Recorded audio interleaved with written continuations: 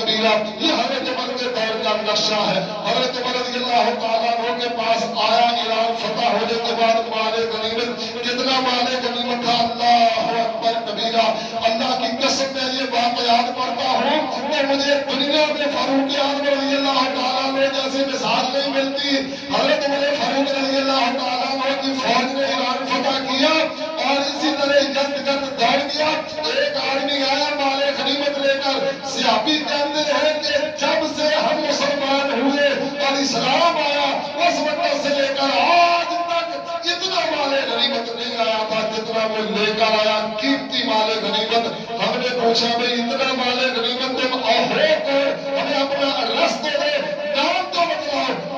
وہ آدمی کہتے ہیں میں تمہیں اپنا نام نہیں بتلاؤں گا کہ تم میری تعریف کرو گے اور میرے نام کو بلند کرنے کی کوشش کرو گے. میں واہ واہ نہیں چاہتا، میں اللہ سے جزا اجر و ثواب چاہتا ہوں. اس نے نام نہیں بتایا. مال غنیمت پیش کیا سپاہ سالار کے سامنے اور چپکے سے اپنا سر لپیٹے ہوئے اپنا چہرہ ڈھانپے ہوئے واپس چلا گیا. صحابی کہتے ہم نے اس کے پیچھے بندہ لگایا. دور جا کر اس نے سمجھا مجھے کوئی دور رہ گئے، مجھے جاننے والا کوئی نہیں. اس نے اپنے چہرے سے پردہ ہٹایا تو معلوم ہوا کہ صحابی عامر بن قیس رضی اللہ تعالیٰ عنہ. کتنے دیانتدار تھے کہ اتنا کچھ کرنے کے باوجود اپنا نام بھی نہیں دیتے کہ ہم نے کیا. دوسرے ساتھی آئے، وہ کہتے ہیں کہ میں نے دو آدمی گدھے میں سوار جا رہے تھے، گدھے ہاتھے جا رہے تھے. میں دوڑ کر ان کے پیچھے گیا. ذرا امانت کو سوچنا، بات فاروق اعظم میں ختم ہوگی. میں دو آدمیوں کے پیچھے بھاگا.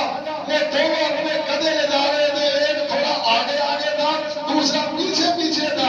اپنے گدھے کو انہوں نے تیز کیا اور اگلے آدمی کے ساتھ مل گئے. دونوں گدھے کو دوڑا رہے تھے. میں دوڑ کر پیچھے گیا تو ایک دائیں طرف دوڑ گیا، ایک بائیں طرف دوڑ گیا. گدھے وہیں کھڑے رہے. مجھ پر انہوں نے حملہ کیا. میں نے ایک کو قتل کر دیا، دوسرا ڈر کے مارے دوڑا.